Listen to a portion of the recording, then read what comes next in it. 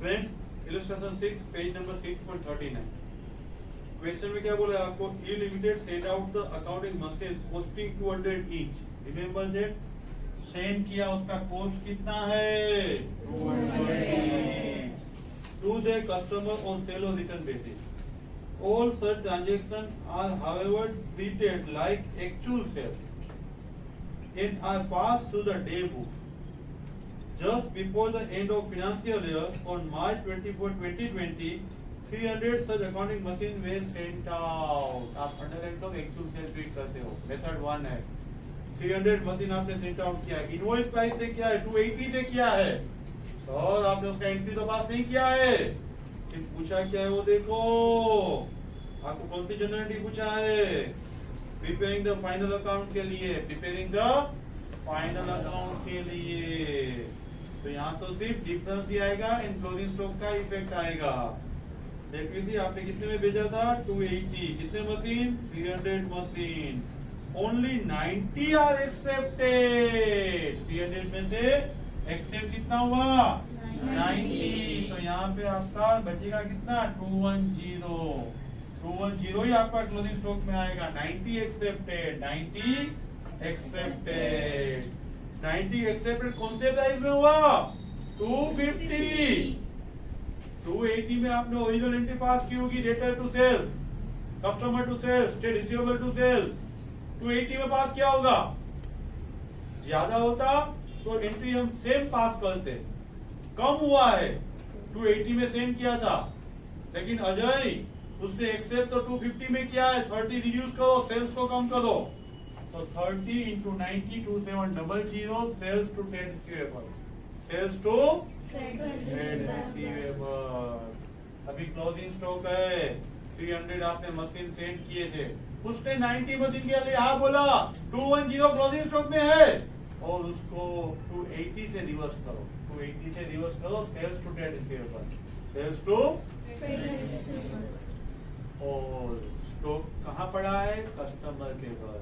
Entry क्या आएगी? Inventory with customer to trading, to trading. तो होगा क्या? 210 into 200। क्यों? 210 मशीन है एंड 200 है वो कॉस्ट है।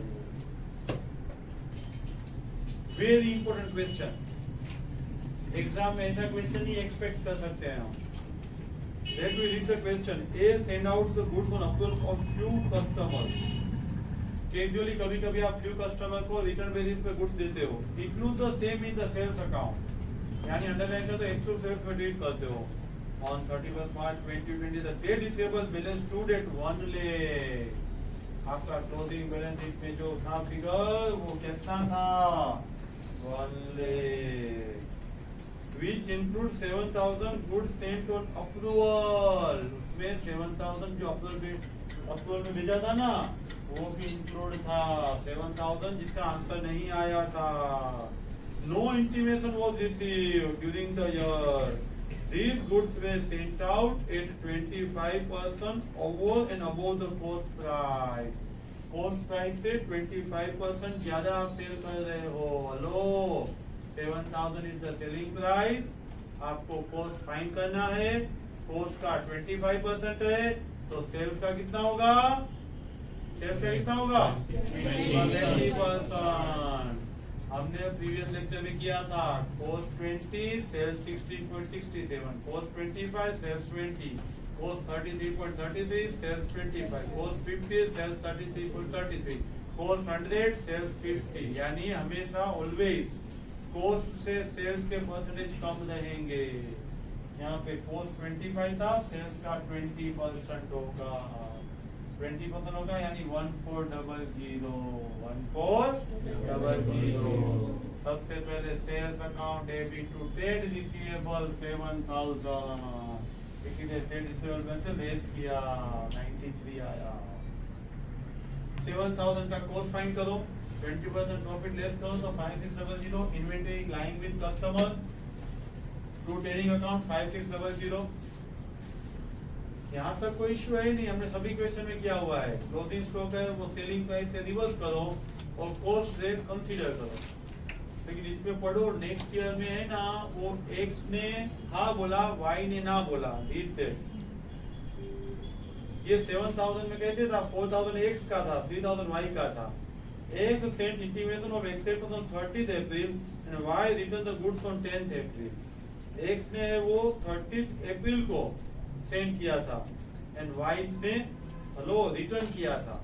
एक्स ने हाँ बोला, एक्स ने अंडरलाइन तो एक्सेप्टेंस, एक्स का एक्सेप्टेंस, वाई का ना बोला। हेलो याद रखो, करंट ईयर है, कंटिन्यू ईयर है तो एक्सेप्ट की नो एंट्री, रिजेक्ट का रिवर्स। नेक्स्ट ईयर है तो क्लोजिंग स्टॉक में रिवर्स तो कर ही दिया था, तो अभी कोई हाँ बोलेगा तो ही एंट्री आएगी। एक्स ने हाँ बोला है, net to sales 4000। Next year में हाँ बोलेगा तो ही एंट्री आएगी, इसीलिए आया date is equal to sales 4000। Friends यहाँ पे आपको क्लोजिंग 31 मार्च का एक्सट्रैक्ट पूछा है, एक्स्ट्रा यानी पार्ट ऑफ द होल, पूरा बैलेंस शीट नहीं बनाना है। उसके 2-4 फिगर जो पूछे ना दीदी वही लिखने हैं। यहाँ ट्रेड रिसीवेबल 1 लाख था, ये आपने रिवर्स किया, 7 लेस किया आपने, इन्वेंटरी 60 था, उसमें ये आपका क्लोजिंग स्टॉक है वो 8 होगा 5600। तो यहाँ पे आपको extract of the balance sheet बनाने का बोला है। मेथड 2, फर्स्ट मेथड हमने देखा, goods are sent and actual sale was treated. Second method, आपको frequently goods on return basis sale करना है। फर्स्ट मेथड में कभी कभी कैजुअली करते थे, सेकंड मेथड में फ्रीक्वेंटली करना है। फर्स्ट मेथड में वीक में 1-2 बार, फ्रीक्वेंटली में almost daily 1-2 customer, depends on the number of customers. First method में कैजुअली, सेकंड मेथड में फ्रीक्वेंटली। फ्रीक्वेंटली में आपको सेपरेट सेल और रिटर्न का जर्नल और डे बुक बनाना है। At the end of period journal entry पास करनी है। फॉर्मेट क्या रहता है, good Saint on return basis frequently, frequently आप सेंड कर रहे हो, आपको डे बुक और जर्नल बनाना है, सेल्स रिटर्न डे बुक और जर्नल बनाना है। अभी आपने गुड सेंट और अप्रूवल किया है तो ये गुड सेंट कितना आपने भेजा, date, particular, folio number, amount, again कितना वापस मिला, इसकी नो एंट्री, वापस मिला इसकी क्या एंट्री करी, सेंट है उसकी भी नो एंट्री। सिर्फ उसने हाँ बोला है तो सेल ट्वीट करो, customer to sales account, customer to sales account. उसने हाँ बोला है तो कस्टमर टू सेल्स, उसने भी आंसर ही नहीं दिया है तो inventory with customer to trading account, लेकिन एंट्री होगा वो टोटल का ही होगा, पूरा पीरियड है उसका टोटल करने के बाद आपको 2 एंट्री पास करना है। रिपीट कर रहा हूँ, आपने गुड सेंड किया, no entry, just write down in journal. उसने वापस दे दिया, no entry, just reverse it. उसने हाँ बोला तो खुश हो जाओ, रिटर्न टू सेल, पूरे पीरियड का साथ में सिंगल एंट्री। लास्ट ईयर तक, लास्ट डे तक आंसर ही नहीं दिया, स्टिल वेटिंग, उसके पास पड़ा है हमारा है inventory with customer debit to trading account. Method 3, sale और रिटर्न बेसिस न्यूमरस ट्रांजैक्शन। हमारे मोस्ट ऑफ कस्टमर है ना सेल और रिटर्न बेसिस पे ले जाते हैं, नया बिजनेस है, नई प्रोडक्ट है, मार्केट रिप्रेजेंटेशन खड़ा करना है आपको, तो आप क्या करोगे, सेल और रिटर्न बेसिस पे सेल करोगे तो ही कस्टमर ले जाएगा।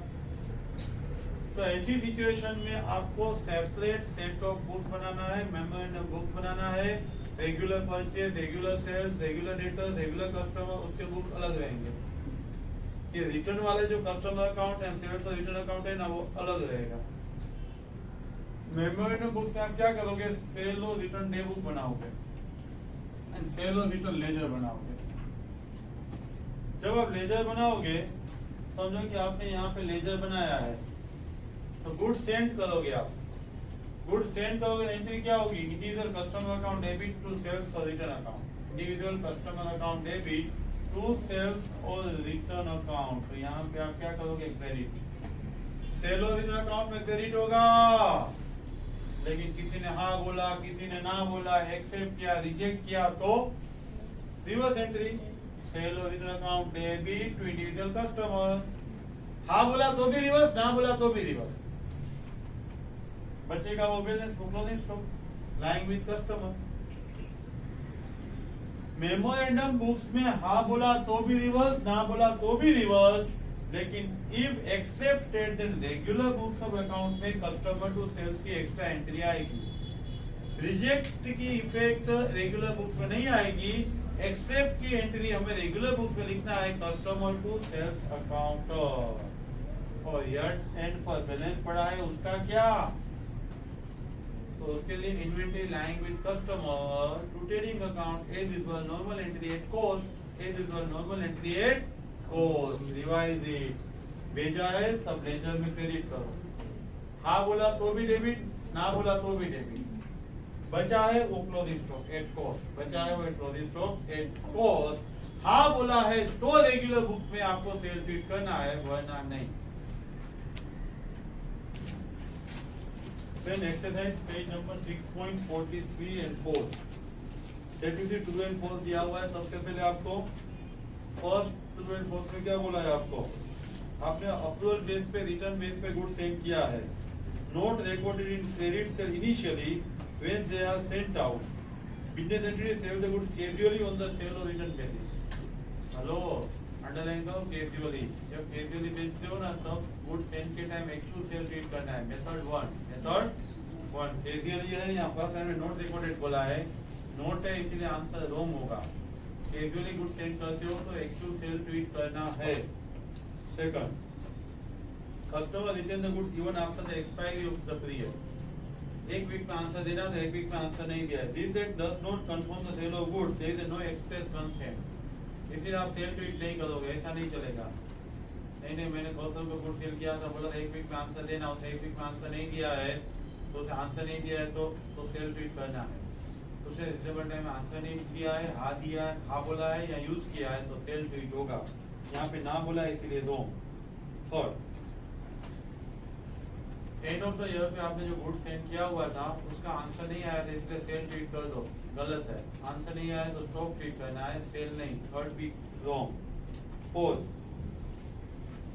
करंट ईयर में आपने गुड सेंड किया था, ईयर एंड पे आंसर नहीं आया था, रिवर्स कर डाला था और नेक्स्ट ईयर को उसने रिजेक्ट किया तो नो एंट्री। वैसे ईयर एंड पे हमने रिवर्स कर ही डाला है तो नेक्स्ट ईयर में रिजेक्ट की, नो एंट्री। Answer correct. कितने टाइम में रिजेक्ट करना वो सेलर डिसाइड करता है, यहाँ पे बायर बोला है इसीलिए फिफ्थ में भी wrong. Multiple choice question, frequently good sale और रिटर्न बेसिस सेंड कर देगा। फ्रीक्वेंटली यानी मेथड 2, तो मेथड 2 में आप सेल और रिटर्न जर्नल बनाते हो, मेथड 2 में आप सेल और रिटर्न और जर्नल बनाते हो। Third, sale return day book and ledger बनाते हो, वो मेथड 3 है। मेमोरेंडम बुक बनाया जाता है, मेमोरेंडम बुक मेथड 3 में न्यूमरस ट्रांजैक्शन में बनाया जाता है। थर्ड में आपने गुड सेंड किया था 3500 का, पोस्टिंग वर्ड यूज किया, अंडरलाइन करो पोस्टिंग 3500। सेकंड लाइन में रिटर्न हुआ है वो भी 800 पोस्टिंग दिया है तो इन्वेंटरी कितना होगा, दोनों कॉस्ट दिया है, प्रॉफिट लेस करने की जरूरत नहीं है। 3000 माइनस 800 2700 होगा, 3000 माइनस 800 2700 होगा। फोर्थ, एक मर्चेंट है कैजुअली गुड सेंड कर रहा है, रिटर्न बेसिस सेंड कर रहा है, 200 आर्टिकल इन 200 प्राइस है, 100 आर्टिकल है। 20,000 का आपने एक्चुअल सेल किया था, 20% कॉस्ट पे प्रॉफिट है, लेकिन आंसर उसने नहीं दिया है, अभी तक आंसर उसने नहीं दिया है। तो 200 into 100 सेलिंग प्राइस हुआ, कॉस्ट का 25 तो सेल का 20% लेस करोगे तो इन्वेंटरी का वैल्यूएशन आएगा 16,000। फिफ्थ एमसीक्यू में देखो 8, 10, 15, 22 अन्ना, बाबू, चांद्रा एंड देसाई, आप सभी को जब गुड सेंड कर रहे हो, पहले को 3500 का क्या, तो आपने एक्सेप्टेड कितना है 3000, रिटर्न कितना हुआ 500, उसके बाद कुछ पड़ा ही नहीं है। दूसरे में 2800 का सेंड किया, उसने आप बोल दिया कुछ पड़ा नहीं है। तीसरे में 3680 का गुड्स आपने सेंड किया, उसे पूरा वापस कर दिया। लास्ट में 1000 एक्सेप्ट है, 260 रिटर्न है। स्टॉक कुछ पड़ा नहीं है, आइदर हाँ और ना, बात खत्म। स्टॉक है नील, इन्वेंटरी आएगा आपका nil. 6, company send its car to dealers, sale और रिटर्न बेसिस। कंपनी ने सेल और रिटर्न बेसिस पर कार भेजा है। देखो उसमें 55,000 है, वो कॉस्ट है, 2 कार का आंसर नहीं आया तो 55,000 into 2 1,10,000 होगा, 1,10,000 होगा। 7 MCQs, सेवंथ एमसीक्यू में आपको बोला है फर्स्ट लोट है वो वापिस आ गया है, बुक्स पे ले लिया है। सेकंड लोट का है वो सेलिंग प्राइस 12,000 है, कॉस्ट 6,000 है, उसका आंसर नहीं आया है, तो 6,000 आप सेकंड पार्सल में इन्वेंटरी कॉस्ट रीड करोगे, इन्वेंटरी में आएगा। फिर कंटिन्यू भी 8, 9, 10 बाकी है। 8 एमसीक्यूज देखो, थियरी है, अक्चुअल बेस पे आपने कुछ भेजा है तो उसने हाँ बोल दिया है तो सेल्फ रीड करो, स्पेसिफाइड टाइम में आंसर नहीं दिया है तो भी सेल्फ रीड करो, answer both A and B. 9th MCQ, actual basis पे आपने गुड्स सेंड किया है, फ्यू ट्रांजैक्शन है और सेंडिंग गुड्स के टाइम आप क्या करोगे, ऑर्डिनरी सेल्फ रीड करोगे। क्या करोगे, ऑर्डिनरी सेल्फ रीड करोगे। 10, आपने गुड्स सेंड किया, ईयर एंड पर आपने रिवर्स कर दिया और सब्सिक्वेंट डेट में नेक्स्ट ईयर को उसने रिटर्न किया, नेक्स्ट ईयर में रिटर्न किया है तो नो एंट्री आएगी, क्यों, ईयर एंड पे रिवर्स हो गया था। नेक्स्ट ईयर में हाँ बोला है तो सेल्फ रीड करो, ना बोला है तो यहाँ पे नो एंट्री होगा। Exercise 1 page number 6.45। Let me see. A firm send goods on sale or return basis. Sale or return basis में goods भेजा है। Customer having the choice of returning the goods within a month. एक month में आपको answer देना है।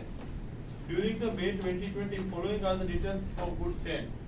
आपको month May 2020 का डिटेल दिया हुआ है, कितने को सेल किया है, BBQDER, कितने लोगों को आपने सेल किया है, टोटल कितना होता है, टोटल करोगे ना तो आपको मालूम पड़ेगा।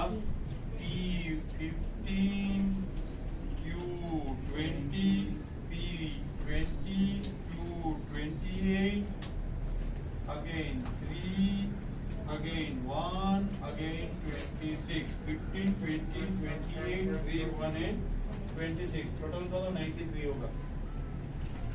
आपका एंट्री क्या होगा, individual account debit, P debit, P debit, Q debit, T debit, B debit, Q debit, D debit, E debit, R debit, to sale और रिटर्न डेबिट, टू सेल और या सभी का नाम लिखना ना पड़े इसलिए सन्ड्री डेटर्स लिख दिया है, सन्ड्रीज लिख दिया है, सभी का नाम लिखना चाहिए। एक्चुअली यहाँ पे आपको बाय करके P, Q, R, S, B सब नाम लिखना चाहिए, सन्ड्रीज करके शॉर्ट में खत्म किया है। एंट्री क्या होगी, debtors account debit to sale और return basis. Within the stipulated time, P and Q return the goods. P and Q कितना है, P and Q? Let me see return the goods. P and Q. P and Q का कितना है, 15 and 28. 15 and 28 कितना होगा, 43. कितना होगा, 43. Entry क्या होगी, रिटर्न की एंट्री रिवर्स होगी। रिवर्स क्या होगी, सेल और return account debit to P to Q, sale और return account debit to P और Q। BDE signifies their consent. BDE 23 and 1, 23 and 1. Entry क्या होगी, सेल और रिटर्न बेसिस टू BDE। ना बोलेगा तो भी रिवर्स, हाँ बोलेगा तो भी रिवर्स। थर्ड मेथड है ना, अकाउंट पूछा है। थर्ड मेथड में मेमोरेंडम बुक्स बनाते हैं, सेपरेट बुक्स बनाते हैं, जब सेंड करते हैं तब सेल और रिटर्न क्रेडिट होता है। वो विधि ना बोलेगा या हाँ बोलेगा, सेल और रिटर्न तो डेबिट ही होगा। बाकी का आंसर नहीं दिया है, बाकी का आंसर आपको नहीं मिला है। बाकी बचा कौन, अकेला आर। बैलेंस कैरी डाउन, यहाँ पे बैलेंस कैरी डाउन, यहाँ पे balance not down, balance carry down and balance not down, that is the 26,000। P के लेजर में जब दिया था तब हमें P account debit to sale और रिटर्न डेबिट, जब उसने हाँ बोल दिया तो अभी क्या होगा, सेल और return basis to P, sale और return basis to P। Question 2, read the question. On 31 December 2020, goods sold at a sale price of 3,000. आपने 3,000 में गुड्स बेचा है, लेकिन अभी लाइन विद कस्टमर पड़ा है, रीटू को दिया हुआ है to this goods sold on sale और रिटर्न बेसिस। 3,000 में जो आपने सेल और रिटर्न बेसिस पे गुड्स दिया है, अंडरलाइन तो recorded as actual sale, recorded as actual sale, no consent was received, consent अभी तक नहीं मिला था, आपको एडजस्टमेंट एंट्री पास करना है, एडजस्टमेंट एंट्री पास करना है। तो फर्स्ट एंट्री 31 दिसंबर को क्या होगा, sales account debit to Ritu, send क्या होगा, तो Ritu to sales, now reverse, adjustment entry sales to Ritu, अभी बोला है आपको कि आपने जो गुड सेंड किया है वो कॉस्ट प्लस 20% प्रॉफिट चढ़ा के सेंड किया है। आपका कॉस्ट 100 है, प्रॉफिट 20 है, सेलिंग प्राइस 120 है। 120 सेलिंग प्राइस पे कॉस्ट 100, तो 3000 सेलिंग प्राइस पे कॉस्ट कितना? आपका कॉस्ट आएगा 2500, कॉस्ट आएगा 2500 और 2500 कॉस्ट के बाद भी आपको बोला है कि आपका क्लोजिंग स्टॉक कॉस्ट से 10% कम है। क्लोजिंग स्टॉक कॉस्ट से 10% कम है, तो आपका मार्केट प्राइस है 2250। आप 11th स्टैंडर्ड से ऐसा लर्न करके आए हो, cost of market price whichever is less, so this will be your answer. Inventory with customer account debit to trading account, inventory with customer account debit to trading account 2250.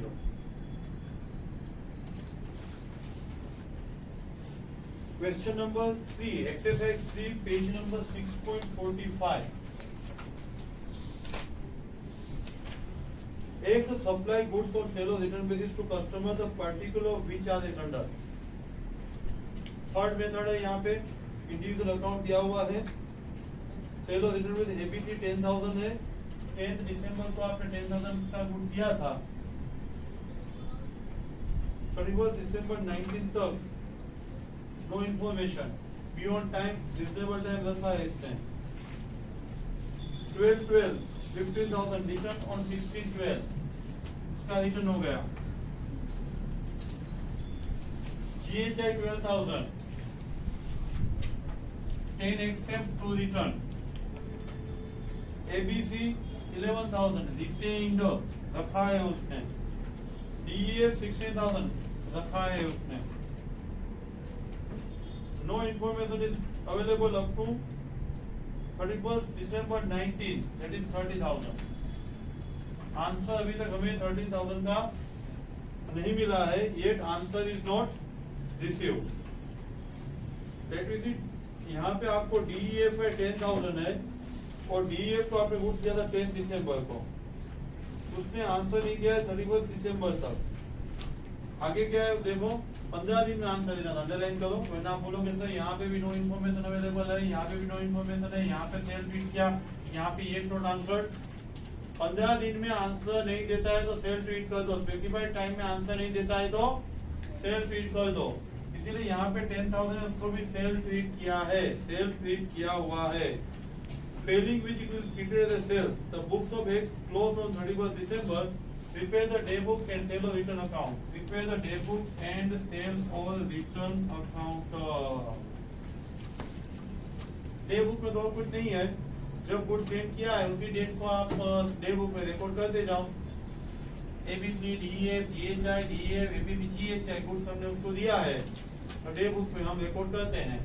आप बोला है तो cell है और ना बोला है तो रिटर्न है, बाकी का वेटिंग है। वेटिंग में एक ही फिगर आएगा 13,000। सेल और रिटर्न अकाउंट, अकाउंट में ड्यूरिंग द मंथ जितना सेंड किया ना उस सब का टोटल कर दो 77,000। Respective debtors account debit to sale और रिटर्न बेसिस 77,000। हाँ बोला है तो भी रिवर्स, ना बोला है तो भी रिवर्स। सेल और रिटर्न टू डेटर्स, सेल और रिटर्न टू डेटर्स 17,000 है वो ना बोला है, 47,000 है वो हाँ बोला है। बचा वो 13,000 है वो बैलेंस कैरी फॉरवर्ड होगा, ये नॉट आंसर्ड। देन ये तो रिवीजन वीडियो है, पहले से सुनिए, बुक सामने रख के सुनिए। Subscribe this channel, share this channel. Thank you very much.